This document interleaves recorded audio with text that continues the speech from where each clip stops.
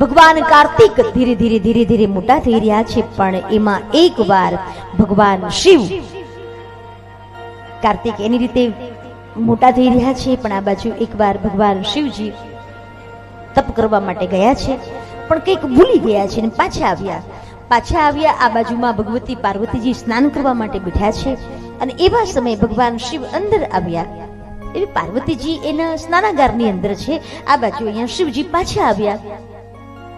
એને જે જોઈતું હતું એ લઈને જતા રહ્યા, પણ પાર્વતીના જે બે દાસી એની જે બહેનપણી જયા અને વિજયા એને લઈને પાર્વતીને કહ્યું, જો હમણાં તમે સ્નાન કરવા ગયા, આ શિવજી આવ્યા, આપણે એકાદો એવો ચોકીદાર જોઈએ, એકાદો એવો આપણો પોતાનો ગણ જોઈએ કે જે કોઈને રોકી શકે. અંદર નહીં આવવાનું તો નહીં આવવાનું.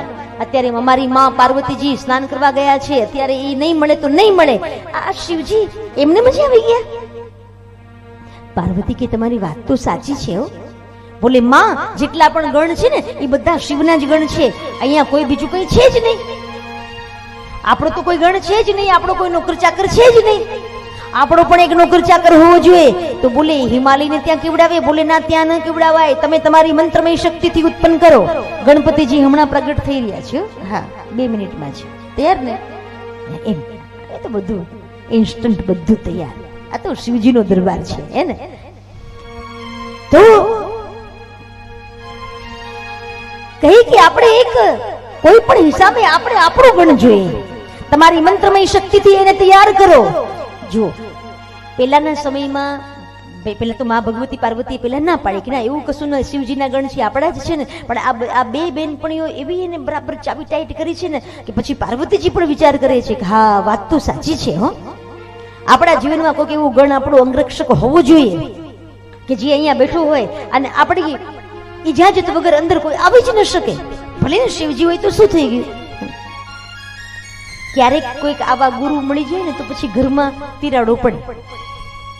જો તારા પતિનું બેંક એકાઉન્ટ જુદું છે, તારું પણ જુદું હોવું જોઈએ, તારામાં પણ થોડું થોડું નાખતું રહેવાનું. આવું બધું જયારે કોઈ કહેવા આવે ને એટલે માનવાનું કે હવે આપણા ઘરમાં પતન થવાનું છે. બચત ચોક્કસ કરો, પણ પછી એમાં સ્વાર્થ નહીં. આ મારું છે, આ તારું છે. સંકટના સમયમાં બધા એક થઈને રહો. આ શિવ કથા મને તમને એ શીખવાડે છે. ભલે બચત કરો, ચોક્કસ બચત કરો, પણ પછી એ બચત સાવ એમને એમ પડી રહે, તમારા ઘરમાંથી કોઈક એકાદું જતું રહે, આવું નહીં કરો. મોંઘવારીમાં ક્યારેક કોઈક આત્મહત્યા કરી જાય અને પછી તમે કહો આ તો પડ્યા રહ્યા, તો પછી એને શું કરશો?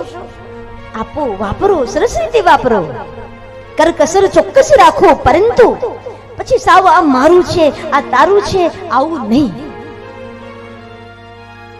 ભગવતી પાર્વતી એ સમયે વિચાર કરે આ લોકોની વાત સાચી છે, શું કરીએ? અને પછી તો એવું કહેવાય છે કે ભગવાન ગજાનંદ ગણપતિજી ના માટે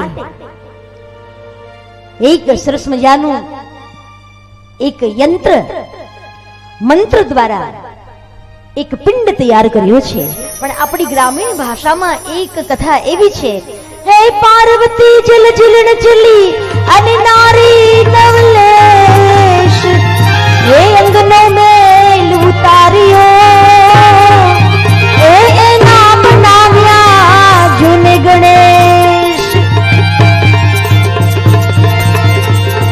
એક પિંડ તૈયાર કર્યો છે એવી એક કથા છે.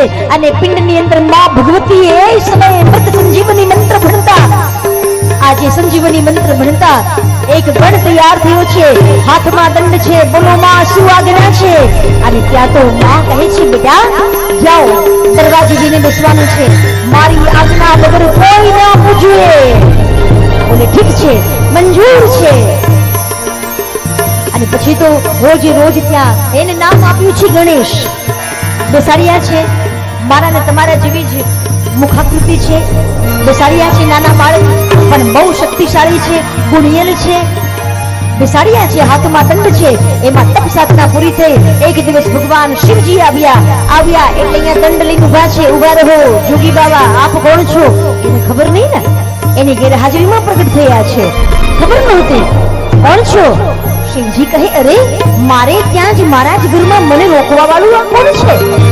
કોણ? બોલે હું પાર્વતીનો અંગત છું. અંદર જીવા નહીં મળે, બોલે જીવા દો નહીં મળે, જીવા દો નહીં મળે.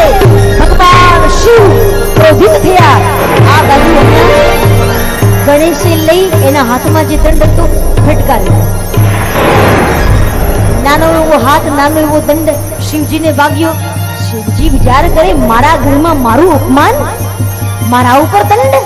ભગવાન શિવ ક્રોધિત થયા છે અને એ સમયે એ ગણેશ એના ધડથી મસ્તક જુદા કરી દીધા છે. એક બાજુ મસ્તક પડ્યું છે, એક બાજુ ધડ. કોઈએ જઈને કહ્યું, માં તમારા અંગત ગણ, તમારા દીકરા સમાન ગણેશ, અને એનું ભગવાન શિવજીએ ધડથી મસ્તક જુદું કર્યું છે. ને ત્યાં તો માં ભગવતી પાર્વતી લાલ ઘૂમ આંખો થઈ છે.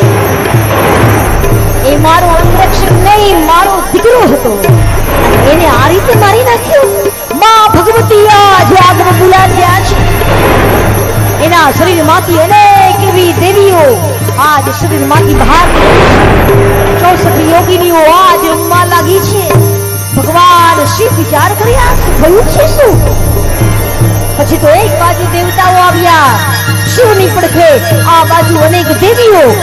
ભગવાન વચમાં યુદ્ધ થવા લાગ્યું છે. માં ભગવતી હાથમાં ત્રિશૂળ લીધું છે. વિરાટ સ્વરૂપે માં ભગવતી ઉભી છે. સામ સામે યુદ્ધ થઈ રહ્યું છે. એ સમયે માં ભગવતી આજના ક્રોધની અંદર દેવતાઓને પાડી રહી છે. બધા દેવતાઓ ભગવાન શિવના શરણે ગયા. ભગવાન શિવ વિષ્ણુ પાસે ગયા, પ્રભુ મને કઈ ખબર નથી પડતી, આ શું થયું છે? અને ત્યારે કહે, મહારાજ આ તો માં ભગવતી એક પિંડમાંથી દીકરો પ્રગટ કરેલો.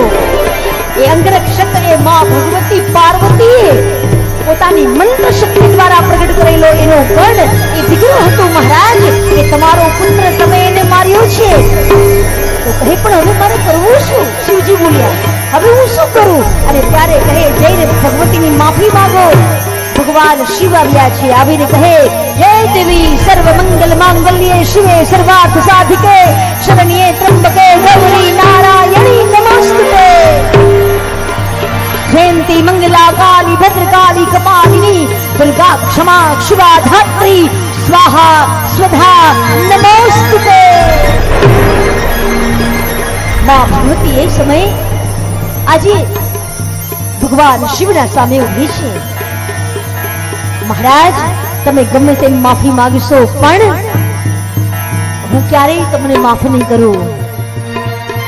પાતાળ લોક, પૃથ્વી લોક, સ્વર્ગ લોક ત્રણમાં હાહાકાર મચી ગયો છે.